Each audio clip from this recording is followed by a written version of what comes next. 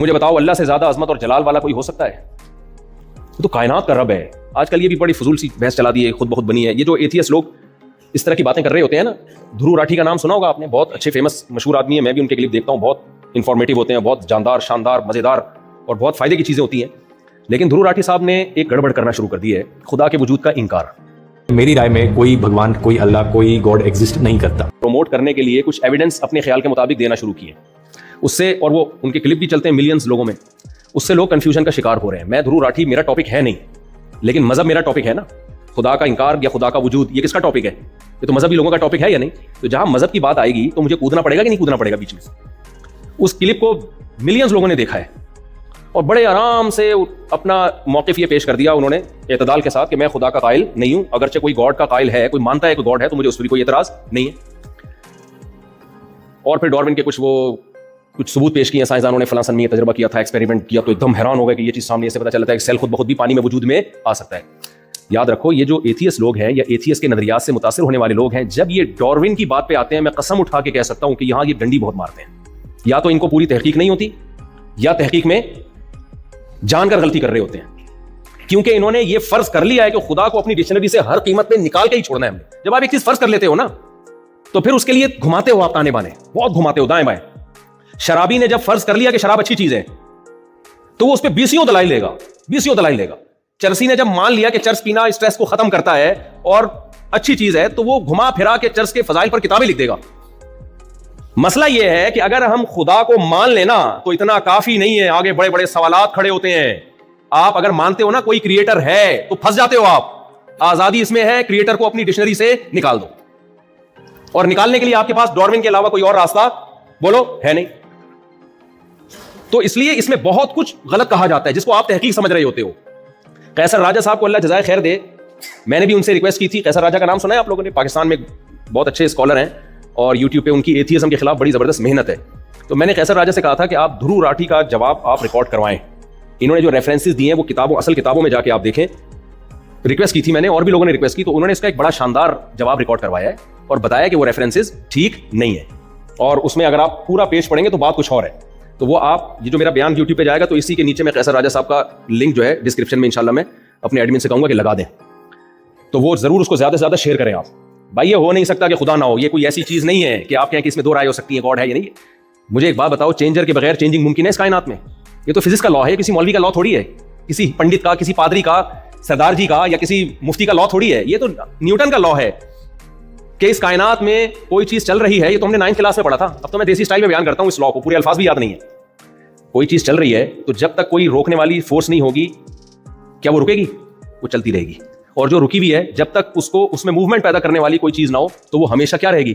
اس سے پتا چلتا ہے کہ اس مادے میں چینجر کے بغیر چینجنگ ممکن نہیں ہے. بتاؤ, چینجنگ زیادہ مشکل عمل ہے یا کریشن زیادہ مشکل عمل ہے؟ اب ایک چیز کا ایک حالت سے یا ایک کنڈیشن سے دوسری کنڈیشن میں چینج ہونا زیادہ مشکل ہے, یا اس کا وجود میں آنا زیادہ مشکل ہے؟ وجود میں آنا زیادہ مشکل ہے. تو جس مادے میں چینجر کے بغیر چینجنگ نہیں ہو سکتی, وہ کمبخت خود سے وجود میں کیسے آ گیا؟ نہیں آ رہی سمجھ. تو بھائی یہ جو نیوٹن ہے, اسی کا, یہ سائنس کے مطابق خدا کا وجود ثابت ہوتا ہے. تو یہ کہتے ہیں سائنس سے کچھ نہیں ہے, مذہبی لوگوں کی باتیں. بھائی صاحب کھوپڑی استعمال کرو گے. دیکھو دلالت النص کیا ہوتی ہے؟ دلالت النص ہوتی ہے کہ آپ کو ایک بات بتائی جائے تو آپ دوسری بات کی طرف آپ کا دماغ خود بخود چلا جائے, اس کے لیے کوئی راکٹ سائنس کی ضرورت نہ ہو, کوئی ریاضی کے گاڑے اور ایکویشنز کو سالو کرنے کی ضرورت نہ ہو. مثال کے طور پر, آپ تھک گئے مجھے لگ رہا ہے, مثال ابھی 4 شادیوں پہ آؤں گا انشاءاللہ, آؤں گا. دیکھو مجھے ایک بات بتاؤ کہ قرآن کہتا ہے وَلَا تَقُلْ لَهُمَا اُفٍّ, والدین کو اف بھی مت کرو. اب کوئی جا کے ابا کو معاذ اللہ اماں کو تھپڑ مار دے, اسے ہم کہیں کہ قرآن میں لکھا ہے کہ ماں باپ کو اف بھی نہ کرو, وہ جواب میں کہ میں نے اف تھوڑی کیا ہے, میں نے اف کہا ہے, میں نے تو کوئی قرآن میں تو کہیں نہیں لکھا کہ تھپڑ نہیں مارو, کہیں بھی نہیں لکھا ہوا تھپڑ نہیں مارو. قرآن میں تو لکھا ہے اف نہیں کرو. تو ہم کہیں گے اللہ کے بندے, جب اف جس میں اتنی معمولی سی تکلیف ہوتی ہے وہ حرام ہے, تو تھپڑ تو اف سے بہت اوپر کی چیز ہے, وہ تو قرآن کے مطابق خود بخود حرام ہو گیا. اس کے لیے کوئی ریاضی کی اور میتھ کی کوئی بہت گاڑی ایکویشن سالو کرنے کی ضرورت ہے؟ اس کے لیے ہمیں نیوٹن, آئنسٹائن کیا, ڈارون کیا کہتا ہے, اور فلاں سائنسدان نے کیا کہا, اور وہ فلاں دھرو راٹھی نے کیا کہا, اس ریسرچ کی ضرورت ہے ہمیں؟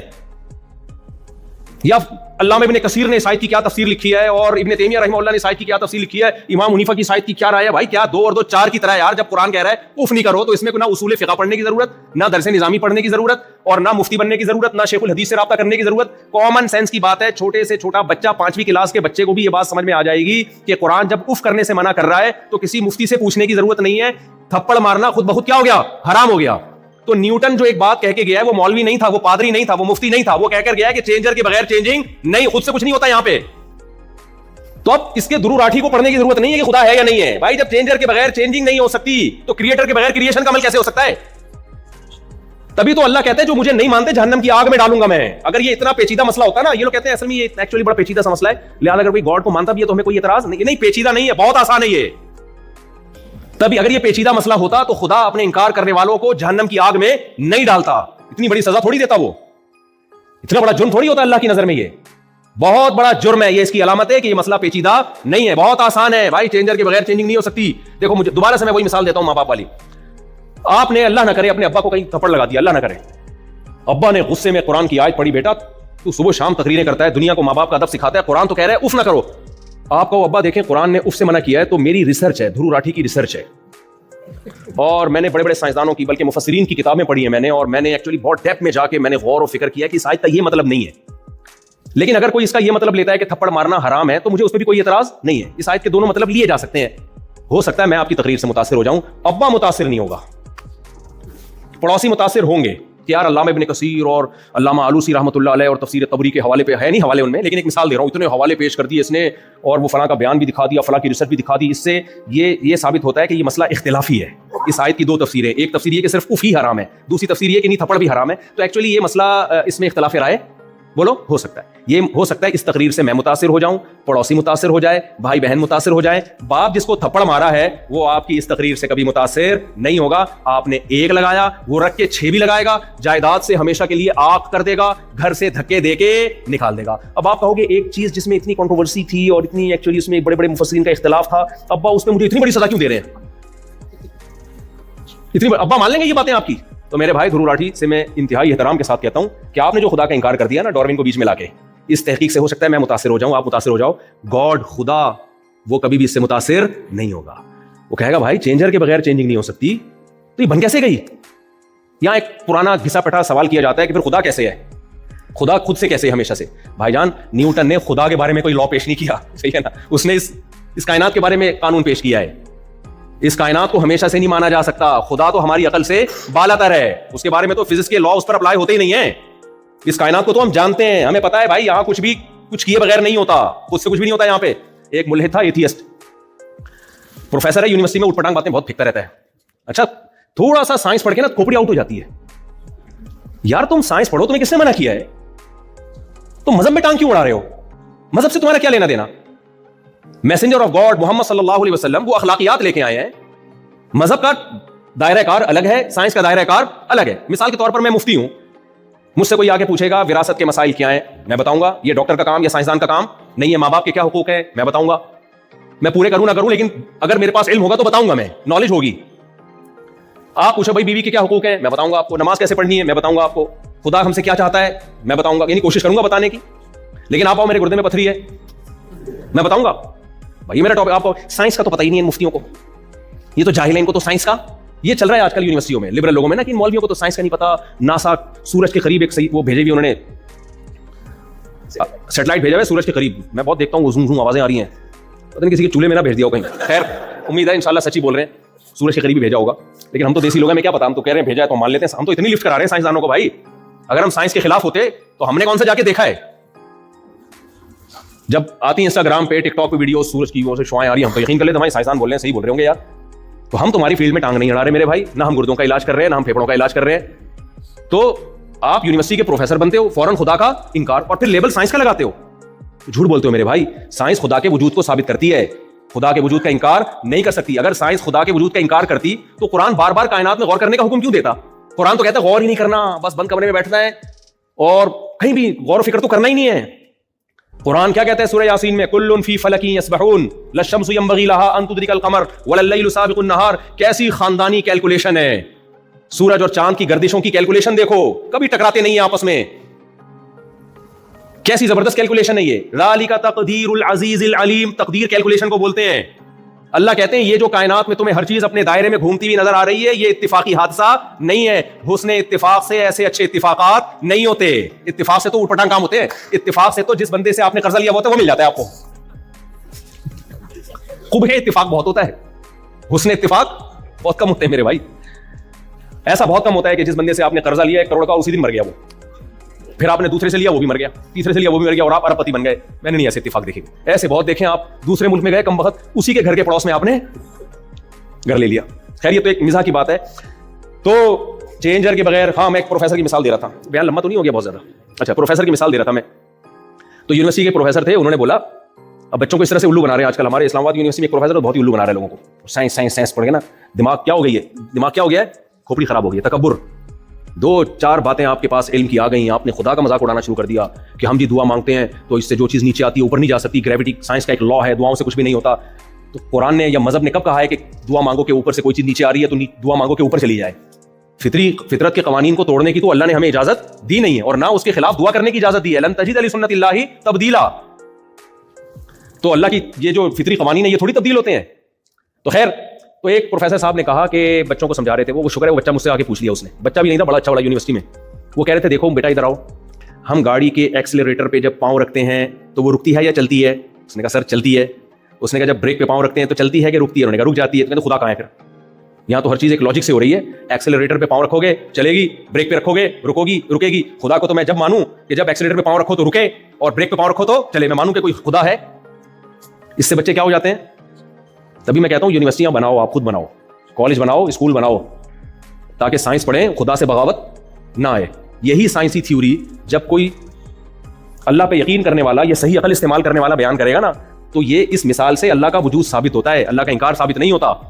تو وہ بیچارہ بوکھلا گیا وہ لڑکا نا, میرے پاس آیا, کہنے پروفیسر صاحب نے کہا ہے کہ ایکسیڈنٹ پہ پاؤں رکھو تو چلے گی, بریک پہ پاؤں رکھو تو.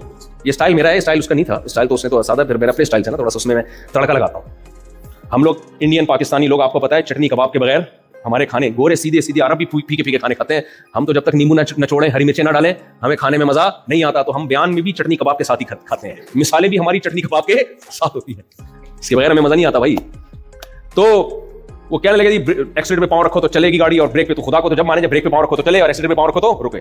میں نے کہا مجھے ایک بات بتاؤ. اچھا وہ بیچارے واقعی عجیب سے متاثر ہوئے تھے نا کہ یار یہ بات تو صحیح ہے.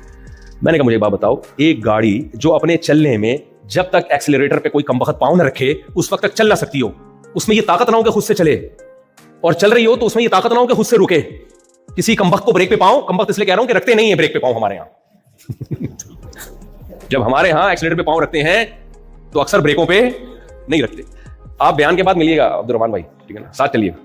تو ایکسیلریٹر پہ یہ سب سے پہلے ایک یعقوب بھائی ہیں اور یہ عبد الرحمان جو مجھے افریقہ بلا رہے تھے بہت عرصے سے, اس لیے ان دونوں کو تھوڑا سا ہر جگہ ساتھ رکھنا ہے, ٹھیک ہے. تو ایکسیلریٹر پہ پاؤں, یار وہ لطیفہ بھی سن لو پھر. داڑھی بھی ایک مذاق بن گیا ہے نا, ہر بات داڑھی رکھ کے. یہ تو ایک داڑھی والے صاحب جا رہے تھے تو خاتون سے ٹکر ہو گئی نا گاڑی, تو خاتون نے کہا اتنی بڑی داڑھی رکھ کے ٹکر مارتے ہو, شرم نہیں آتی؟ تو کہنے لگے محترمہ یہ داڑھی ہے, بریک نہیں ہے. یہ داڑھی ہے, بریک نہیں ہے. تو خیر, تو میں نے ان سے کہا میرے بھائی جو گاڑی چلنے میں اس کی محتاج ہو کہ ایکسیلریٹر پہ کوئی پاؤں رکھ کے چلائے گا تو چلے گی, ورنہ قیامت تک کھڑی رہے گی. اربوں خربوں سال گزر جائیں گے, کھڑی رہے گی وہ گاڑی, زنگ لگ کے خود ہی فنا ہو جائے گی, وہ چلے گی نہیں. کراچی میں سست لڑکے ہیں نا, صبح اٹھتے نہیں ہیں, ان پہ بھی نیوٹن کا لا آپ اپلائی کر سکتے ہیں. جب تک ہلا نہیں نا ان کا باپ خود سے نہیں ہلتے. وہ نیوٹن کا قانون بہت جگہ فٹ ہوتا ہے, جب تک ہلاؤ گے نہیں ہلیں گے نہیں. وہ ایسے سست لوگ ہم نے دیکھے ہیں. خیر, تو بریک جب تک نہیں لگاؤ گے وہ گاڑی رکے گی نہیں. میں نے کہا میرے بھائی جو گاڑی چلنے میں چلانے والے کی محتاج, رکنے میں روکنے والے کی محتاج, وہ گاڑی خود بخود بن سکتی ہے؟ بولو. تو اس کو کسی انسان نے بنایا, اور جس انسان نے اس گاڑی کو بنایا وہ اس گاڑی سے زیادہ پیچیدہ مشین ہے یا نہیں ہے اس کی, تو وہ خود بخود بن گیا. پھینکنے پر گورنمنٹ کی طرف سے کوئی پابندی پھینکتے رہو.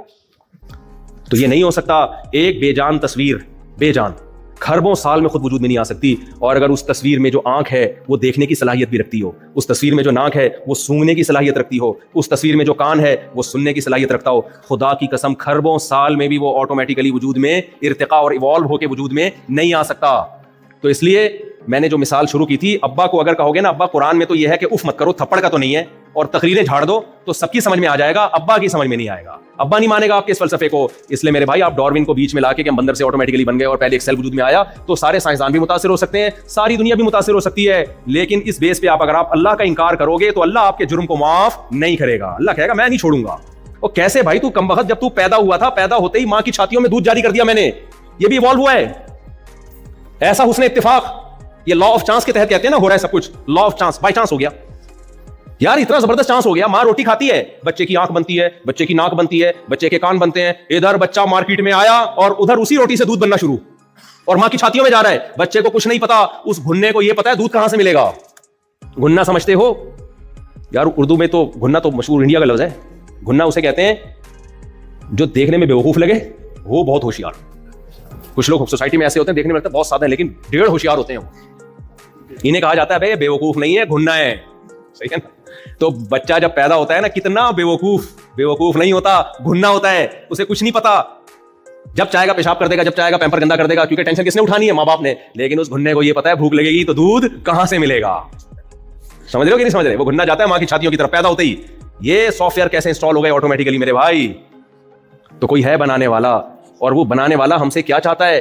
تو یہ بات دھرو راٹھی پہ شروع ہوئی تھی, تو مقصد دھرو راٹھی صاحب کا مذاق اڑانا نہیں ہے, مجھے بھی بہت کچھ سیکھنے کا موقع ملتا ہے. جب سائنسی نالج ہمیں چاہیے ہوتی ہے تو ظاہر ہے ہم بھی پھر یہی یوٹیوب کے یہ والے کلپ دیکھ رہے ہوتے ہیں. لیکن خدا کا انکار, سائنس سے خدا کا وجود ثابت ہوتا ہے اگر کھوپڑی کو صحیح استعمال کیا جائے. اچھا, یہ لوگ ایک بات اکثر کہہ رہے ہوتے ہیں کہ دیکھیں سائنس تو پروف پہ جاتی ہے, جب تک مشاہدے سے کوئی چیز نظر نہیں آتی سائنس نہیں مانتی. یہ بھی ڈرامے بازی ہے. دیکھو ہمیں سائنسدانوں نے دیکھ کے بتایا کہ ہائیڈروجن کے 2 مالیکیول اور آکسیجن کا ایک مل کے کیا بنتا ہے, پانی. مشاہدہ کس نے کیا؟ میں نے کیا کہ یہ مشاہدہ ہے سائنسدانوں نے کیا. ہم نے بغیر مشاہدے کے یقین کر لیا. میں تو مانتا ہوں, قسم اٹھا کے بول سکتا ہوں کہ ہائیڈروجن کے 2 اور آکسیجن کا ایک مالیکیول سے پانی بنتا ہے. حالانکہ میں نے تو ایکسپیریمنٹ نہیں کیا, نہ میں نے دیکھا, لیکن جنہوں نے دیکھا ہے مجھے ان کی صداقت پہ یقین ہے. دوسرے دلائل سے ان کا سچا ہونا ثابت ہے کہ یار اتنے سارے سائنسدان اتنے بڑے پھینکو تھوڑی ہو سکتے ہیں. بھائی امریکہ کا سائنٹسٹ بھی یہی کہہ رہا ہے, جاپان کا سائنسدان بھی یہ کہہ رہا ہے, تو اس کا مطلب سچ ہوگا. یہ تو میرے پاس جو یقینی علم آیا یہ مشاہدے کی بیس پہ نہیں بلکہ مخبر صادق, جس کو میں نے سچا سمجھا, اس کی خبر پہ اعتماد کیا ہے. تو ہر شخص ہر چیز کا مشاہدہ نہیں کرتا. کچھ لوگ مشاہدہ کرتے ہیں, دلائل سے ان کا اگر سچا ہونا ثابت ہو جائے تو ہمیں ان کے مشاہدے پر یقین کرنا پڑتا ہے. میں نے جنت اور جہنم نہیں دیکھی, نہ ہم نے وحی کو اترتے ہوئے دیکھا. ہم نے محمد صلی اللہ علیہ وسلم کو کی تعلیمات دیکھی جس سے ہمیں یقین ہوا کہ محمد صلی اللہ علیہ وسلم دنیا میں آئے بھی ہے. اتنے لوگ ان کو فالو کر رہے ہیں. پھر ہم نے ان کی تعلیمات دیکھی, رمضان دیکھا, زکات دیکھی ہم نے, اور حج دیکھا ہم نے, خاندانی نظام دیکھا, وراثت کے احکام دیکھے, نکاح طلاق کے احکام دیکھے, ایک فیملی سسٹم دیکھا, زنا کو الیگل قرار دیا, شراب کو الیگل قرار دیا, طہارت کے احکام.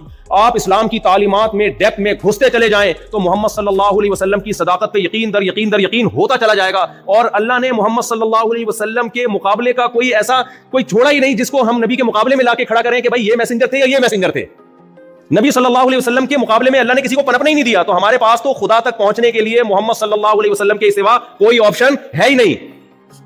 تم محمد صلی اللہ علیہ وسلم کا جھوٹا ہونا ثابت کر دو معاذ اللہ, تو ہم آپ کو چھوڑ دیں گے, اور یہ ثابت ہو نہیں سکتا. ہم دلائل کے انبار لگا دیں گے آپ صلی اللہ علیہ وسلم کے سچا ہونے کے ثابت ہونے پر. ہمارے پاس تو دلائل ہے میرے بھائی. 1400 سال پہلے کی تعلیمات, ایک نبی جو امی پیغمبر تھے ان کی تعلیمات دیکھو. 1400 سال کے بعد بھی ایک زندہ مذہب ہے اسلام. اور بھائی 1400 سال پہلے اتنی پاورفل موٹیویشن کہاں سے آ گئی کہ کروڑوں لوگ رمضان کا چاند نظر آتے ہی کھانا پینا چھوڑ دیتے ہیں. یہ موٹیویشن, یہ تو ابھی یہ میرا ٹاپک نہیں ہے اسلام کی حقانیت اور نبی کی حقانیت کیسے ثابت ہوتی ہے, ورنہ اس پہ تو کئی گھنٹے بولا جا سکتا ہے. جب محمد صلی اللہ علیہ وسلم کا سچا ہونا ثابت ہو جائے تو پھر میرے لیے جنت کا مشاہدہ ضروری بولو نہیں ہے, جہنم کا مشاہدہ ضروری نہیں ہے. نہ میں نے بھائی ہائیڈروجن کے 2 مالیکیول دیکھے کہ پانی میں ہوتے ہیں, نہ ہم نے آکسیجن دیکھی. ہم نے کہا سائنسدان بول رہے صحیح بول رہے ہوں گے بھائی صاحب, مان لیا ہم نے, اور ایسا مانا ہے کہ آپ کوئی سائنٹسٹ اٹھ کے بولے کہ یہ تحقیق غلط ہے تو ہم اس سائنسدان کو بولیں گے تو چھوڑ رہا ہے لمبی, تو غلط ہے, یہ نظریہ غلط نہیں ہو سکتا. تو ایسے ہی میرے بھائی ہر ایک کا مشاہدہ نہیں ہوتا. خیر بات کو میں سمیٹ کے ختم کرتا ہوں. تو قرآن نے ہمیں یہ بتایا ہے, اللہ کی کتاب نے ہمیں یہ بتایا ہے کہ موت کے بعد اس عمل کو ریورس کر کے تمہیں دوبارہ زندہ کروں گا. اب یہاں سائنسدان انوالو ہوں گے, اٹ ازنٹ پاسبل, یہ ممکن نہیں ہے. اللہ کہتے ہیں کم بختو, تم نے ایک طرح کا پیدا ہونا دیکھا ہے, میں نے پانی سے انسان بنایا, وہو بکل خلق علیم, بے وقوفو, جو اس طرح پیدا کر سکتا ہے وہ ہر طرح سے پیدا کر سکتا ہے. تو یہ کہنا کہ ہماری عقل سے بالا تر ہے سمجھ میں نہیں آتا. ٹھیک ہے, اگر اللہ نے یہ دعویٰ نہ کیا ہوتا پھر آپ نہ مانتے, پھر آپ کہتے بھائی ایک چیز ممکن ہے لیکن ہر ممکن چیز ہوگی. یہ ضروری آپ کی 4 شادیاں ممکن ہیں یا نہیں ہے, لیکن ہو جائیں گی کیا؟ تو ممکن تو ہے کہ خدا دوبارہ پیدا کر دے, لیکن اس سے یہ ثابت تھوڑی ہوتا ہے کہ پیدا کرے گا. لیکن جب اللہ دعویٰ کرے نا بار بار کہ میں کروں گا پیدا, پھر یہ ثابت ہوتا ہے کہ پیدا کرے گا. اللہ کہتا ہے میں نے انسانوں کو پیدا کیا ہے لیبلوکم ایکم احسن عملا, کہ میں دیکھنا چاہتا ہوں کیسر راجا کے جو ہے نا وہ آپ نے اس کو لنک کو ملینز تک پہنچانا ہے. اچھا میرے اس بیان کے نیچے ڈسکرپشن میں وہ لنک لگاؤں گا, وٹامنس بولوں اس کو آپ نے پھیلانا ہے زیادہ سے زیادہ.